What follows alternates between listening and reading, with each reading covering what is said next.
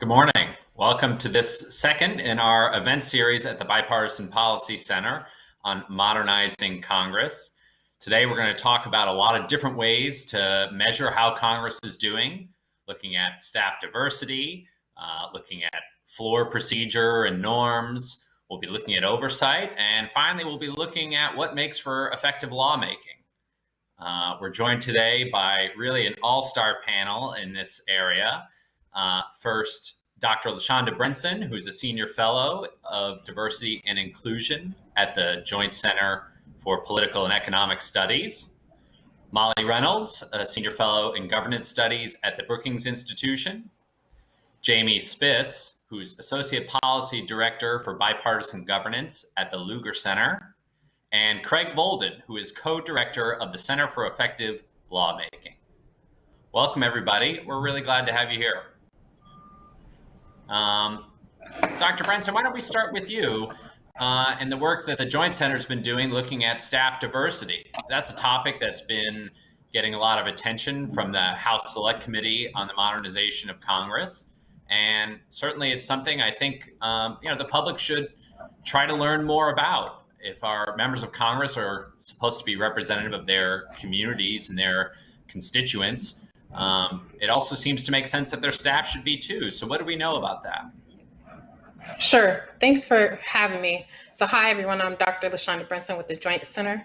Our Congressional Staff Diversity Program is focused on research and disseminating information on the importance of having a diverse staff. While federal laws require disclosure of employees' demographic information by federal agencies and private companies, Congress, who's supposed to represent all American citizens, do not provide such disclosure. So our work tries to shine a light on this by highlighting the extent to which personal offices and committee offices are diverse. Since 2015, our research has focused primarily on 3 positions that have been deemed essential across all congressional personal offices. So Chief of Staff, Legislative Director, Communications Director. And as you know, these unelected top staffers play an essential role in the function of the U.S. Congress. The U.S. Congress, especially the Senate, already lacks diversity among its membership, but developing a more racially diverse personal office staff could help offset this diversity by having staff to apprise members of various topics.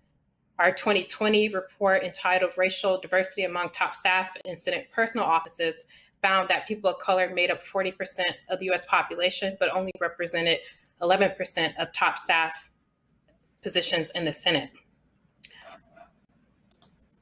And here's a chart from our report that you can find on jointcenter.org that displays what I just said. And so focusing on who constitutes senior leadership in congressional offices provides an insightful view into how representative our decision makers are. More importantly, it identifies structural underpinnings of leadership pathways in the institution. While it may be unintentional, the lack of diversity amongst staff and senior positions is essentially shutting out millions of Americans with distinct preferences and experiences from the policy-making process. Following the 2020 general election, the Joint Center found that 36.7% of senior personal office staff amongst the 10 new senators were people of color, which outperformed the entire U.S. Senate, as I referenced before, at 11%, as well as the hiring patterns of newly elected senators 2 years ago, which was at 7.7%. However, this only represents about 10% of the senators, and overall, there's significant lack of diversity amongst senators. And this map here we have on our website, you can see the hiring practices of all new senators. And we also have a similar map for the House, but I'm just focusing my remarks today on the Senate.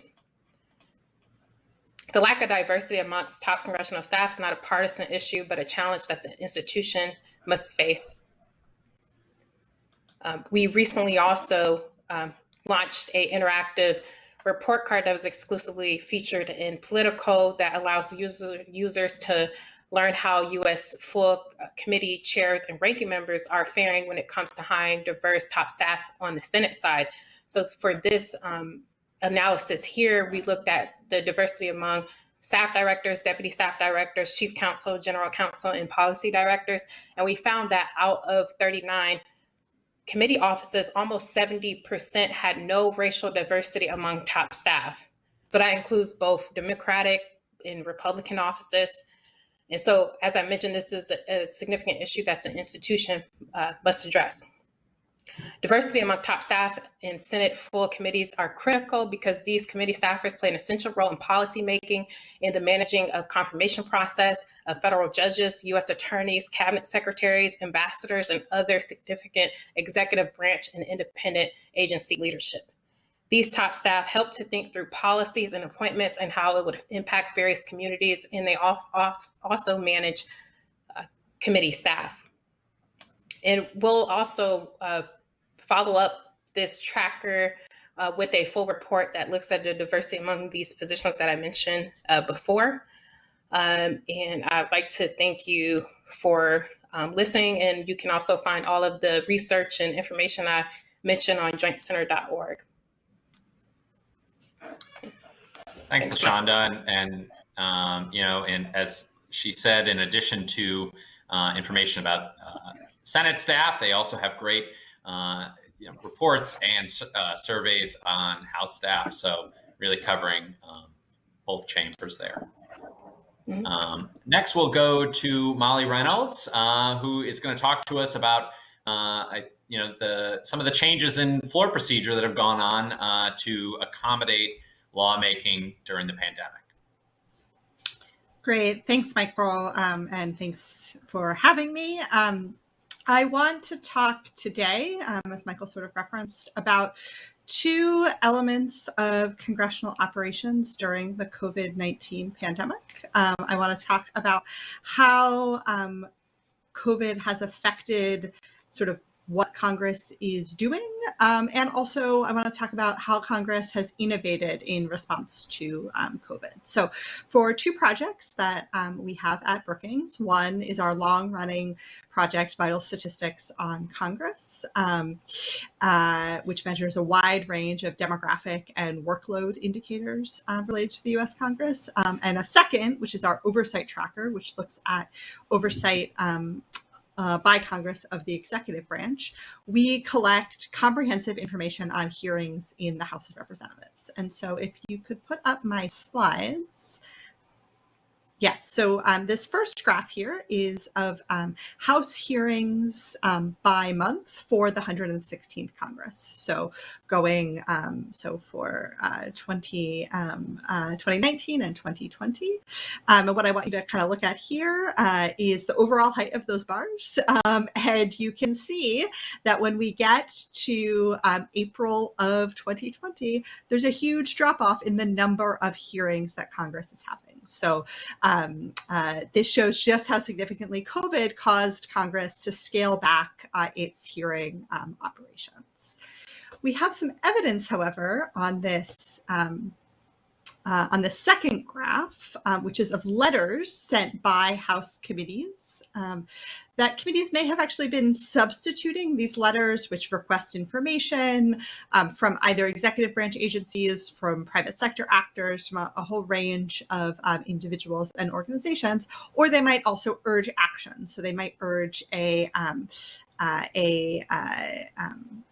executive branch agency to take a certain step, and so we can see here that after March 2020, sort of once the pandemic kicked in, we actually have many more letters being sent. And one kind of interpretation that we have of this data is that because Congress was initially quite limited in their ability to meet in person, and then as they sort of evolved and innovated into some hybrid or fully remote hearings, they were doing more, using a different tool to still be quite active in committees in the House. And if we dig into these letters, we also see that a much larger percentage of these letters that involve oversight of the executive branch were signed by rank and file members. So generally, these letters, at a minimum, are signed by the chair of a committee or subcommittee. That's what gives them their sort of legal effect. But other members can sign on to them, and so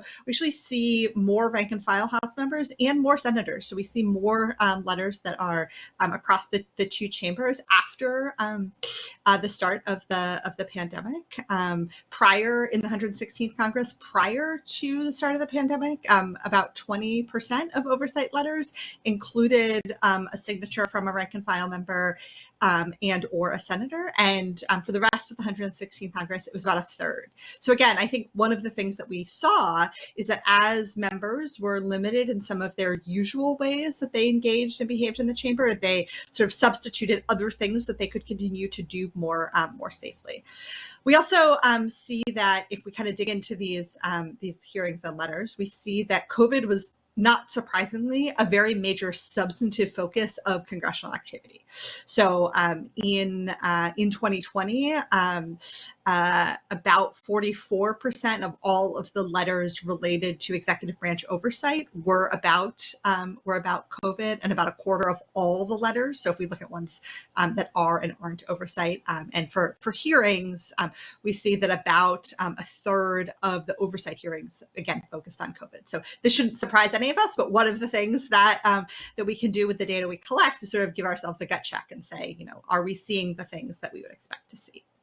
Another thing that we've been exploring in terms of Congress during COVID is the use of proxy voting in the House. So starting in May of 2020, the House was just sort of faced with this challenge of how to continue its operations while also keeping its members and staff, both staff in the personal offices, but also the thousands of people who make the Capitol run every day, floor staff, the staff of the Capitol Police, the architect of the Capitol, all of those people who need to go to work in person when the members are there, how to keep those folks safe during the pandemic. And where the House kind of settled was on this, what we call proxy voting, where a member could designate another member who would be physically present to cast votes on the floor in his or her stead. So if you were a member who did not feel safe traveling to Washington, you could name a proxy who would follow a prescribed set of steps to cast a vote for you on the floor.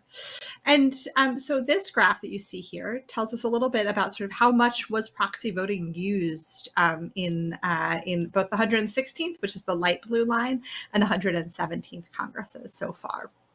And what you can see here is that there's been some variety in kind of how heavily this tool has been used.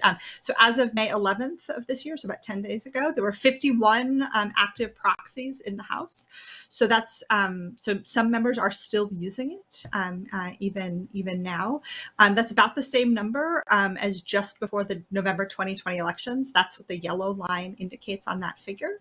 And as the figure indicates, the number of active proxies has fluctuated over time. It's topped 100 twice, and both of those very high spikes in the number of active proxies correlate with both especially high COVID rates in the US. But at the end of 2020, we saw a number of retiring members who simply chose not to return to Washington after they had either chosen not to run for re-election or had lost re-election, used proxy voting to not have to return to Washington. And then in 2021, we also see a large increase connected to members concerned with their own safety following the January 6th insurrection at the Capitol. And then the last slide that I'll show you is also about proxy voting and tells us a little bit about differences in how members have made use of proxy voting, both within the 116th Congress and between the 116th and the 117th. So the left panel here is from 2020 and shows that sort of two common approaches to proxy voting were to use it for just a few days. So there were 47 members who had active proxies for 3 or fewer days, or for essentially all the votes in May of in 2020 after proxy voting was put into effect in May.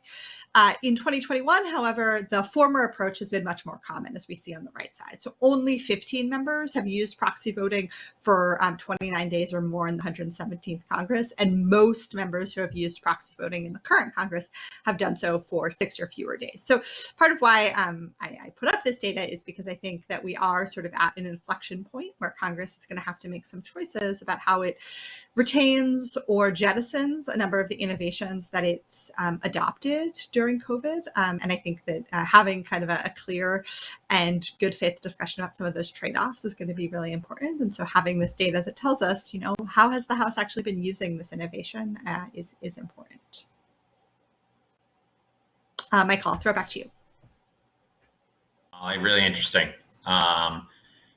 We'll turn now to Jamie, who's going to talk a little bit about oversight. And the Lugar Center has a new this year index that they're doing. I think this is something a lot of people sort of in the scholarly world, the congressional watcher world have been trying to do for a while, is to get at this question of what is the frequency and quality of oversight going on in committees in Congress. So take it away, Jamie.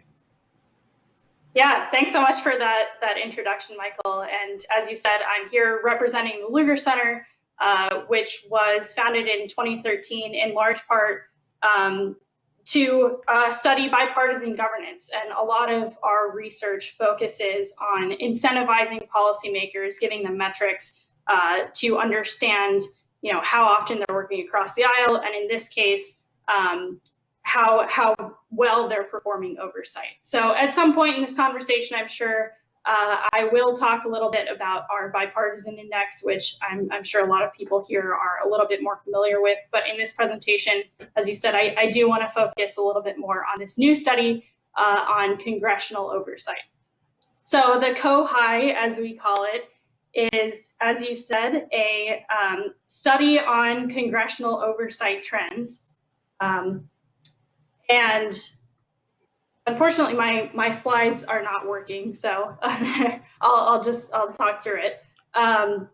So it's a study on congressional oversight trends that basically is used as an analytical tool for academics, news organizations, and members of Congress to assess how they're doing on a historical basis. So the way we've basically done this is we've taken 13 years of congressional hearings. That's about 20,000 congressional hearings.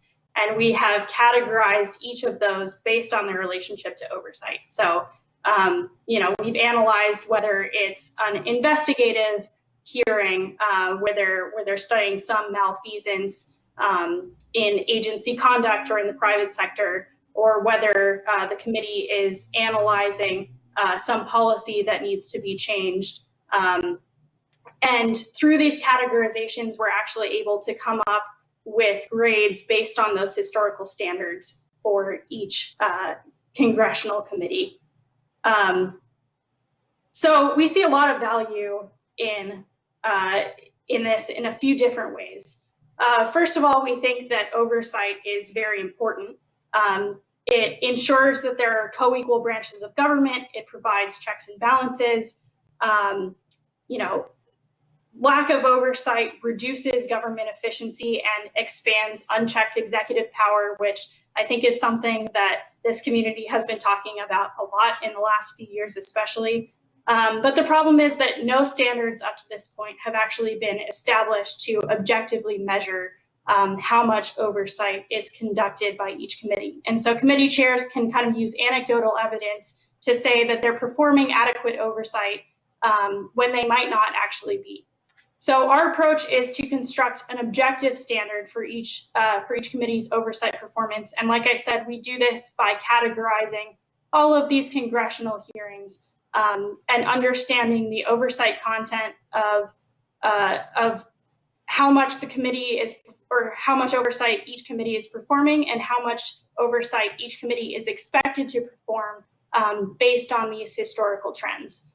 And by doing so, we're actually able to understand which committees are dedicating the time to oversight we're able to hold legislators accountable for performing their Article 1 responsibilities. So the first thing you'll see when you come to our COHI site is basically a list of grades of how well committees are performing. And right now, the grades are for the 116th Congress, but we're actually able to track how committees are doing mid-Congress. So come July 1st, we'll actually be switching over to the 117th Congress and providing grades for current committees based on the hearings that they've held in 2021. So this is something that we constantly update and something that researchers can continue to use and something that committee chairs can continue to use to assess their performance contemporaneously. Furthermore, they're actually able to analyze, each committee is actually able to analyze on a deeper level kind of which types of hearings they're falling short on. So as I said, we assess the oversight content of each hearing, and then we're able to assess, how well they're doing on a historical standard for each of these metrics. So, for example, if a committee is falling short on their investigative oversight hearings, for example, if they're holding fewer than is expected hearings of studying agency malfeasance or agency conduct hearings, then that's something that they can assess on our website. So I think this study has a lot of useful applications, obviously for the academic community who wants to understand oversight a little bit more thoroughly, but it also has very useful applications for committee chairs themselves to actually hold themselves accountable for the oversight that they're performing. And we're definitely, with the change of Congress, we're certainly in an era where it is important for committee chairs to hold themselves accountable for providing a check on executive power, especially when the parties align. I think it's pretty typical for committee chairs to lose sight of performing oversight, but this gives a pretty objective standard in order for them to do so. So I'm really excited to talk a little bit more about it today, and I'll go back to you, Michael. Great, thanks, Jamie. It's really encouraging to see, and I know it's something a lot of people have been chasing, trying to crack the code on that, and so glad we'll get to dig into it today. Yeah. And now we're gonna turn to Craig Bolden, who's co-director of the Center for Effective Lawmaking. He's also a professor of public policy and politics at the University of Virginia, and he's been looking at, I would say, an equally tough measurement of trying to figure out how do we assess which lawmakers are more and less effective. So, Craig, tell us more about what you all are doing. Yeah, thanks so much, Michael. So the Center for Effective Lawmaking is a joint endeavor between the University of Virginia and Vanderbilt University. And our mission is to advance the generation, communication, and use of new knowledge about the effectiveness of individual lawmakers and legislative institutions. Undergirding a lot of our work are the CEL's legislative effectiveness scores. These scores are designed to measure each legislator's proven ability to advance his or her agenda items through the legislative process and into law. Our scores combine 15 metrics of legislative activity. Specifically, we look at 5 stages of the lawmaking process. So we measure how many bills each member of the House or the Senate introduced in a given Congress, how many of them received action in committee, like a hearing, how many received action beyond committee, reaching the floor of the House or the Senate, how many passed their home chamber, and how many became law. And across these 5 stages, we capture 3 levels of bill significance, downgrading commemoratives and upgrading the most substantive and significant bills. We combine these all into a single weighted measure for each member of the House and each senator, scaled to an average value of 1 in each Congress. Our data extend back to the early 1970s, and in March, we released our scores for the recently completed 116th Congress. We make our scores widely available on our website, thelawmakers.org. There you can see all members and their scores in any Congress, and either overall or for any of 21 different issue areas, ranging from education to immigration, from health to transportation. We show members ranked within their parties, and we construct benchmark expectations, as we expect that a 10th term majority party committee chair will have a higher score than a first term minority party freshman. We therefore also rank everyone based on whether they exceed, meet, or fall below their benchmark expectations. You can also click on the map to look at members in any state, or click on any particular member to look at their details over time and across issue areas. Ultimately, we see these scores as a first step in generating knowledge that we hope is useful to those who care deeply about the legislative process. Although we're focused on Congress today, I'll just briefly note that we've now scored every state legislator over the past couple decades, and colleagues around the world have been extending this methodology to legislatures in a variety of countries. We're also working on what we're calling LES 2.0, relying on plagiarism-style software to assign appropriate credit for the ideas that are occurring in bills that are modified throughout the lawmaking process. I'll quickly highlight 4 areas in which we believe these scores and the research that they allow might be valuable in evaluating and improving lawmaking in Congress. First, these scores have helped us identify the traits of those who might become effective lawmakers even before they choose to run for Congress. So, for example, our research shows the heightened effectiveness of women in Congress, of veterans who were deployed post 9/11, and of those who were effective within their own state legislatures. Once in Congress, there are a lot of steps that individual members and their staffs can take to cultivate a pattern of effective lawmaking. So, for example, when we talk to new members and their staffs, or simply those who want to become more highly effective, we discuss our 5 habits of highly effective lawmakers, which you can find on our website. We also note how hiring and retaining experienced staff helps with lawmaking effectiveness, as does bipartisanship, as does the issue specialization that helps build up policy expertise. These are areas that are challenging Congress quite a bit at present, and they're sources of many of the recommendations of the Select Committee on the Modernization of Congress.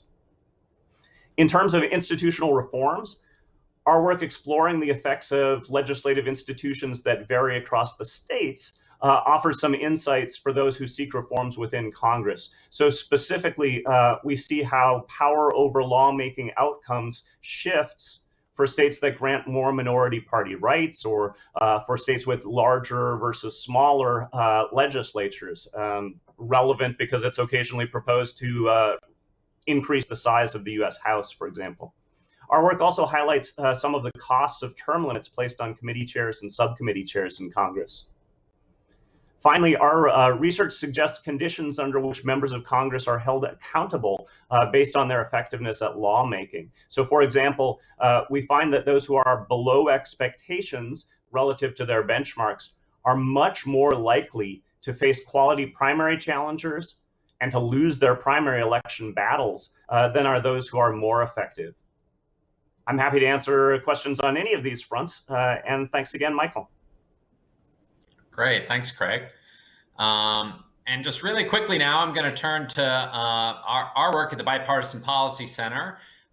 We have, since 2015, been measuring Congress on a set of metrics we call the Healthy Congress Index. This is essentially a set of measures of how well the legislative process is working, the functionality of the legislative process. We go pretty far back in our data, and there's been some interesting developments that we saw this year that we think are sort of unique to COVID-19 and how Congress has tried to adapt to that. First one I'll start out with is a pretty hot topic right now in Washington and across the country. This has to do with the filibuster, and I know we're all eagerly waiting to see what its fate will be this Congress, if anything happens with it. But a lot of people, use cloture votes on legislation as one way to estimate or measure when filibusters might have happened. At BPC, what we've done is we've tried to break out legislative cloture votes as opposed to nominations ones. We looked at there was a lot of noise in the data created around nominees, particularly after 2013 when the cloture precedent was changed for nominees. And so by breaking these out, we actually see that the extreme nature of use of the filibuster really gets reduced when you just look at legislation. Now, that doesn't mean that members aren't doing other things to try to slow down the process. It might just reflect that leaders are less willing to bring bills up and have to face a cloture vote rather than with nominees, where cloture votes have really just become a routine part of the process for most nominees to be confirmed. So a lot of what we're seeing here is stability across time. We did see a couple of big jumps in the 110th Congress, 114th Congress, with those particularly, might be attributed to, we look at, those are Congresses where the president was in one party and the majority in the Senate was another. So the 110th Congress was the last 2 years of the George W. Bush administration, and Democrats had just taken control of the Senate. And so, one potential pattern you see there might be minority Republican senators, essentially trying to prevent legislation from coming up that the president might have to veto. We see that again in the 114th Congress, which was the last 2 years of the Obama administration. You had a newly elected Republican majority, a Democratic minority, and again, we see a similar pattern where that jumps up. One thing, looking at this another way rather than just the raw numbers, is how often is cloture invoked and how often does cloture fail? And that's had a little bit more, variance over time, at least in recent years. So in the previous Congress, it was about half the time. But before that, in the 115th Congress, cloture was invoked, 75% of the time. And so, some of these, just suggest that, you've got a change in, both the probably external political environment that members of Congress are facing, but also, a change in culture in the institution itself. The next thing we look at is, we've tried to estimate how often is Congress really having a substantive working day in Washington. And so, we really dig in. We look at the congressional record for each day for certain criteria. And what we've done here is break out over time. So the lower bar chart, what you're looking at is data for the 116th Congress. And then the red line you see toward the top is the average of recent previous Congresses that we measure.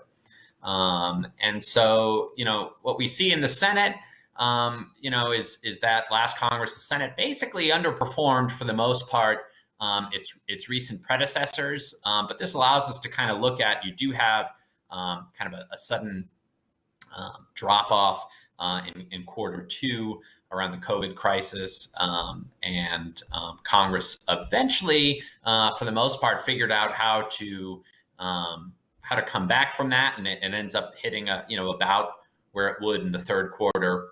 The fourth quarter, we look at Congress's activity. So this mostly covers a period after Election Day, or largely covers a period after Election Day. Congress was very busy with a number of different things that they were trying to address. Certainly we had lots of questions around how the country was going to still respond to the COVID crisis. We had impeachment. And so, we see the Senate spending more time in person. I think something interesting and important to note, and Molly got at this partly, was that the Senate and the House adopted very different practices for how to respond to COVID-19. While the House adopted a proxy rule that allowed some members to remain away from the Capitol and other members to vote on their behalf, the Senate did not do that. And so what the Senate did was implement more in-person type precautions. So this was spreading out, the number of members who could be on the floor at one time. Members had to wear masks on the floor, although it was not a Senate rule. That was the strong encouragement of their leadership. And so, it makes some sense that the Senate, had some bigger drop off as the COVID crisis really hit, and they were trying to figure out what was safe, what was not safe, and how they would adapt. Let's see here. I might be missing one of my slides. Unfortunately, that's on me. But so unfortunately, I'm not going to be able to show you what the House data looked like because I think I left out one of my slides. But I think what we do actually end up seeing in terms of working days is the House does not really have as big of a drop off last Congress. And I actually, I attribute that to basically is that by implementing a proxy system, it made it easier for the House to continue doing business sort of as usual and a much steadier schedule, even if members were away from Washington for a large part. So a little bit that both sort of, I guess it kind of games our data in a little bit in that, yes, Congress was doing substantive legislative work, even if a lot of members were away from Washington. But at the same time, I think it just, it highlights how quickly the House adapted and changed. Another thing we look at is this is on special rules for the consideration of bills. This is something we use to measure basically, how much deliberation, debate, and consideration of different policy proposals goes on the House floor. So you can really see over time here a change. An open rule is one where any amendments are allowed on the floor. A structured rule means that only rules designated by the House Rules Committee will be considered. And then a closed rule means that none will be. This is sort of a perennial topic when it comes to House reform. It's at this point almost a tradition that new leaders, when they come in, say that they are going to change the way the House does business. Former Speaker Ryan promised this when he replaced Speaker Boehner, that he was going to address member concerns, that there weren't really a lot of amendments allowed on the floor. Speaker Pelosi also, along with House Rules Committee Chairman McGovern, promised that they were going to open up the legislative process. But what we really see is that doesn't happen. The 114th Congress, which a good bit of that, a little bit more than half, was the Ryan speakership. You see that he really was not able to turn the ship around as much as he'd hoped. And then again in the 115th Congress, not able to turn the ship around at all. It actually keeps going in the direction. So you see that blue chunk shrinking, where open rules basically have disappeared at this point, and structured rules replace it along with closed rules. And then the 116th Congress, this was the Congress where Speaker Pelosi had promised she was going to open things back up, and they were going to consider more ideas from across the country. Really, you see a repeat pattern of what the 115th Congress, led by Republicans, were in terms of House floor procedure. 54%, that means more than half of the time bills came to the floor, no amendments were allowed. And so, part of that potentially explained it by COVID, although, we're going to have to see how things, pan out in the 117th Congress, whether or not it's an anomaly. But certainly it follows longer trends that we see, no open rules, mostly closed rules, some structured rules. For the 116th Congress with COVID, we might have expected this to happen. Congressional leaders were, it was in their interest really to control the legislative process much more closely, knowing that they had members sort of scattered, across the country at a lot of times when votes came up, that they really wanted to, I think, to facilitate a proxy process. They brought much more predictability to what was coming to the floor and what was not. It would have been really hard to imagine an open amendment process where you had, 100 members using proxies that would have really empowered, a much smaller handful of members of the House to make decisions on behalf of their colleagues. So, and now we can turn to a little bit of Q&A. One thing before we start, I wonder if we might all tackle this a little bit, because I think it's something everyone has to deal with, and that has to do with what data do you have available? Daniel Schumann, on Twitter, who we all know, asked, what data is unavailable or does not exist that undermines the ability to measure Congress's performance?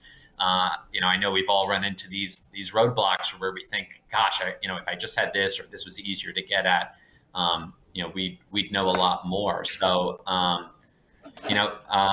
Dr. Brenson, do you want to jump in? I mean, what are some of the challenges you face measuring diversity in the House and Senate?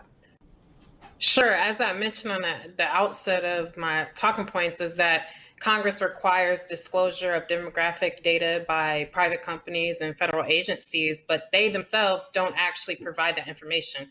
So in measuring top staff, we make certain determinations amongst the three positions. Obviously, offices may disagree and say, oh no, for my individual office, this other position may be seen as important, right? And so for us, we have to then survey staffers and things like that. However, if that information was disclosed and provided for as they require many other entities, that would make it much easier to measure and see how well they're doing in terms of staff diversity. So that's makes it our job harder in terms of making assessments on that, because there are always going to be individual members who disagree with the definition of how we might define staff because of their individual office in terms of their own operations.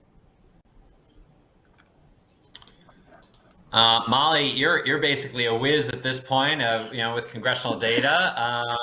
Tell us what challenges are you facing.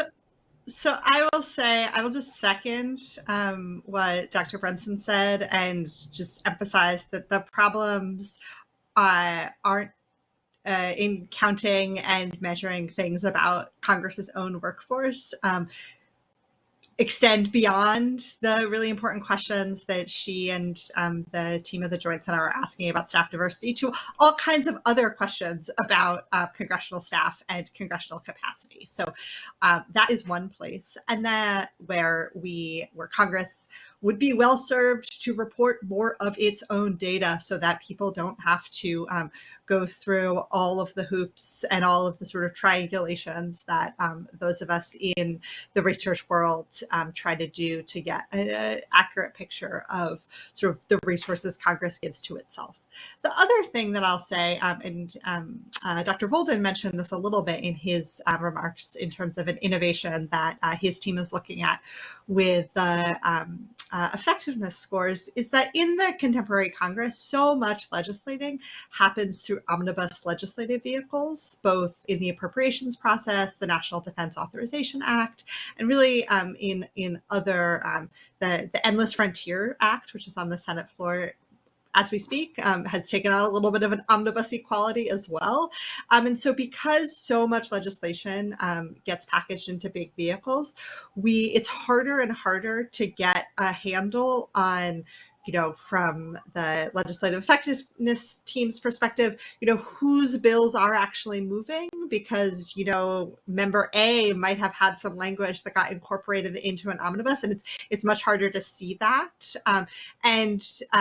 When we ask questions about deliberation, did did a given bill get a hearing, get reported out of committee, but then instead of getting a standalone vote on the floor, did it get packaged into something else? And how should we think about that when we ask questions about the quality of deliberation happening in Congress? And so that's a really thorny issue to tackle. There are lots of folks. I've done a little bit of this work.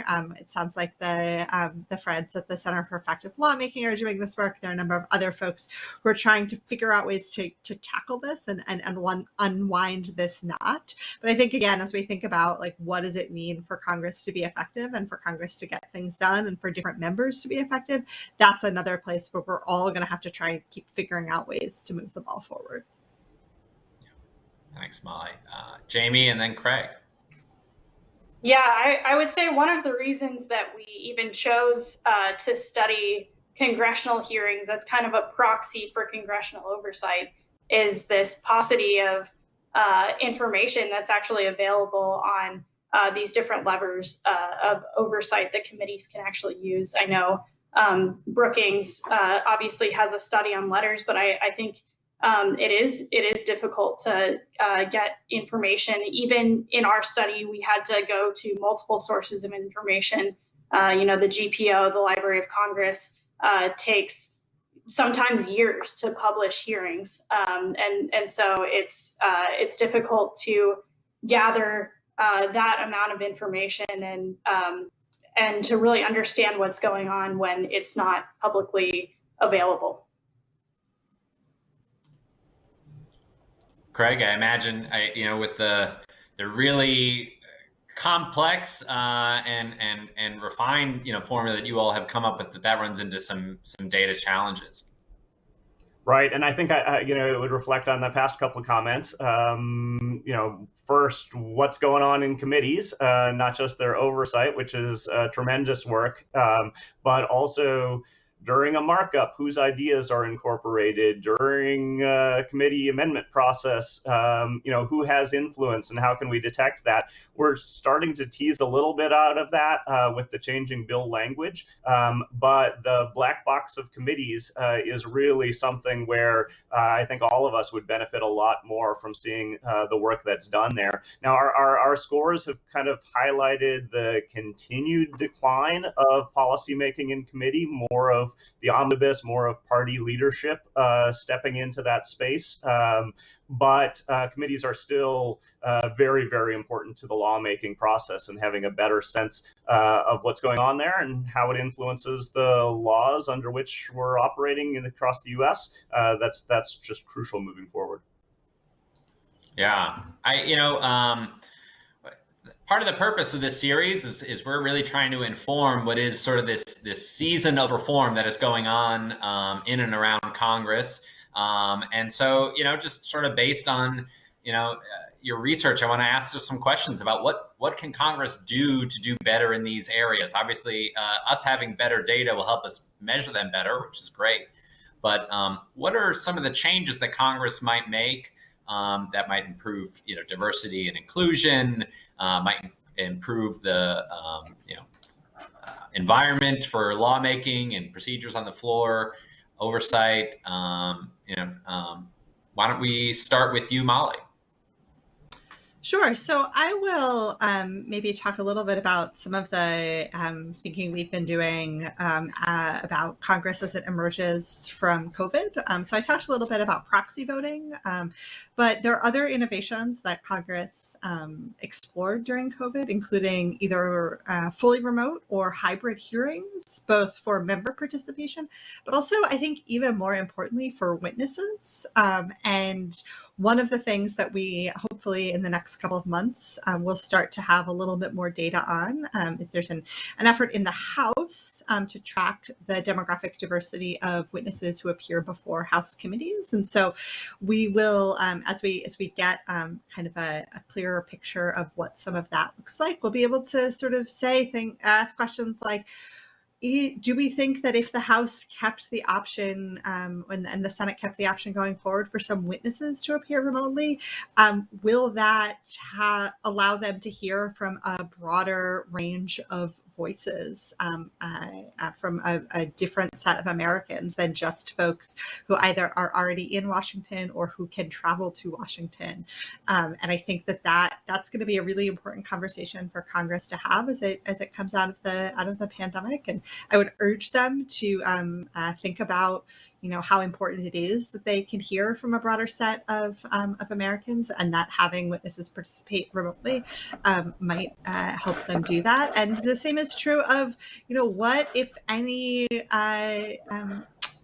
parts of proxy voting or other remote participation for members should they maintain. So, members have used proxy voting to keep themselves safe from COVID, but we've also seen things like members be able to continue to vote while on parental leave in a way that was not true when proxy voting was not in place. So there, were stories about people like Tammy Duckworth and Jamie Herrera Butler bringing their tiny infants to the floor of the House to vote because they had no other option. And now we see that, proxy voting might, or something like it, might provide an option for members who are facing a wide range of life circumstances to continue to participate in their vital duties in some ways. And so I think that, again, as we move forward, having Congress have a good faith, honest reflection on what are some lessons that they should take away from how they operated during the pandemic is going to be really important. Yeah, really great points. And, I think that's something we've been thinking a lot about as we've been helping Congress think through, particularly the House. How do you rethink the congressional schedule, make it work better for members, make it more efficient? We have many more moms serving in Congress now, and dads. Dads. One of the people who I think currently is voting by proxy as a result of being on parental leave is Colin Allred of Texas, whose wife has had two kids while he's been serving in Congress, and that allows him to keep doing his job while also being fulfilling his responsibilities to his family. So I just think it's a really important conversation to have. Yeah, absolutely. Dr. Brenson, I know there. It seemed to me like in the data, at least this Congress, we saw some improvements in the Senate, and you could speak to whether there have been improving trends in the House. But I'm curious, are there things Congress has done to help in this area, and what are some things they still could do?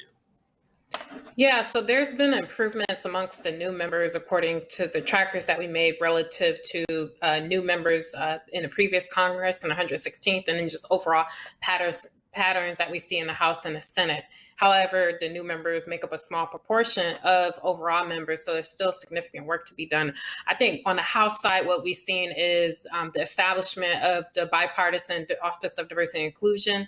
I think that has helped signal to members that the institution is focused on this issue, and I think that they're working through how to best help members. I think the Senate should do something similar on the Senate side.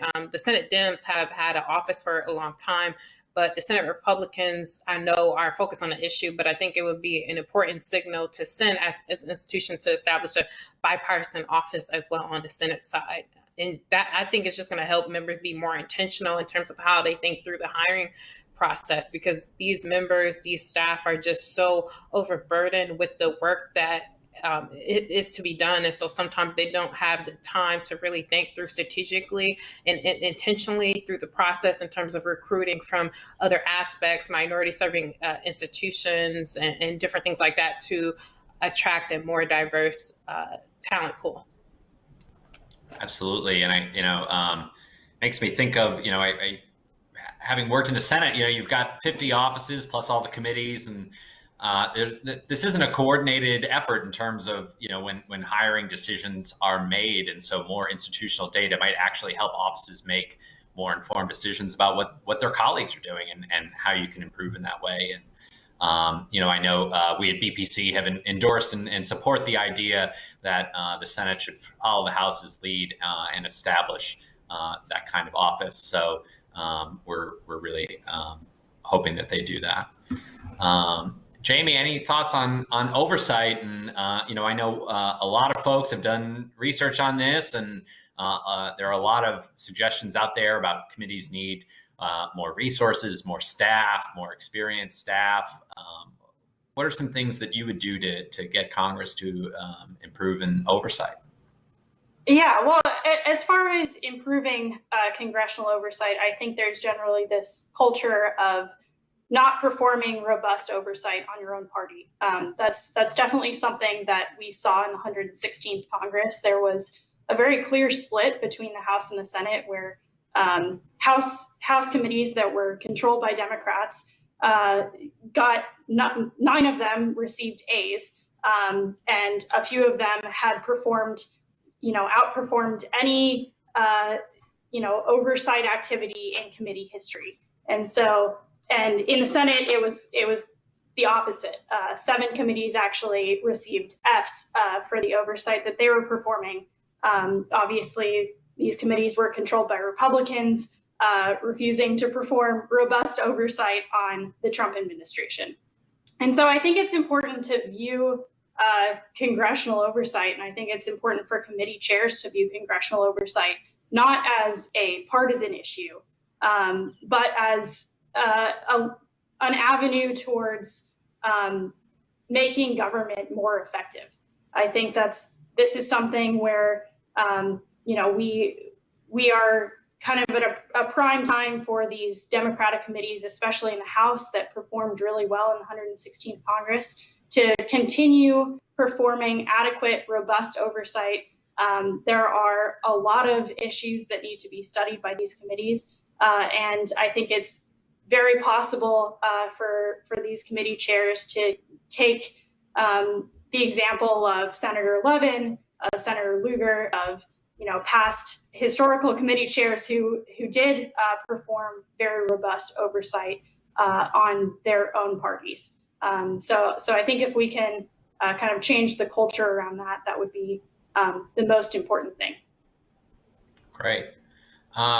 Craig, same question to you, but I'll also add, we have a question here, from the audience about your measures and whether, I know this is one you actually get a lot, but about, whether there's some measurement bias, and how do you all capture, if you're able to, members whose goal is, maybe to block legislation, block things from happening, rather than being a member, who's actively trying to pass bills. Great. So let me take the first of those in terms of reforms up front. I double down on the idea that we need to retain experienced staff. Our research was finding, especially for freshmen, hiring on people who have Capitol Hill experience helps them get running on their lawmaking careers. I'd also emphasize here with BPC today, promoting bipartisanship. That's so crucial for effective lawmaking. But the thing that I'd concentrate on in particular here is the idea of expertise and specialization. I mentioned that we track members in 21 different issue areas, and so we're able to see kind of, are they spreading out all of their lawmaking proposals across those 21 areas, or are they really picking 1 or 2 to concentrate in on? And it turns out that members of Congress are kind of increasingly scattered across issue after issue these days. And yet the ones who gain that expertise, who focus on a small subset of issues, tend to be much more effective. And we think that's linked to the committee process and the degree to which committees are functioning well. And are areas where that expertise is being built up. And so thinking about reforms that bring back and strengthen regular order in the committee process feels really vital to the future here. In terms of our measurement, we do track bills moving forward rather than the stoppage of bills. But I'd say just a couple things on that front.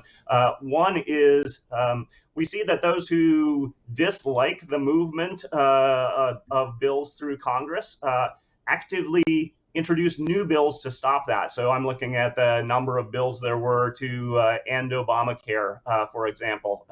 That's not just trying to stop things, but it's making modifications. And we see equal numbers of bills being put forward, say, by conservative Republicans and by liberal Democrats along those lines. And the second thing I'd say is we're starting to look at kind of that overlap between our effective lawmaking scores and who are the members in the Senate who are really engaged in holds on legislation, or how are they voting on filibusters, so that we can say, how do our kind of positive movements forward on new laws balance with those who are trying to stop things along the way.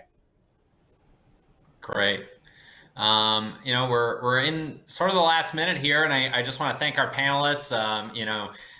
Measuring Congress is not an easy task, but I think it helps the public understand what's happening here in what can be an often opaque process in Washington. And so I think across these issues, you all are doing a great service, and looking forward to continuing to work with you, as we try to inform the public, inform scholars, inform the media about what's happening here, and to make Congress a better functioning institution.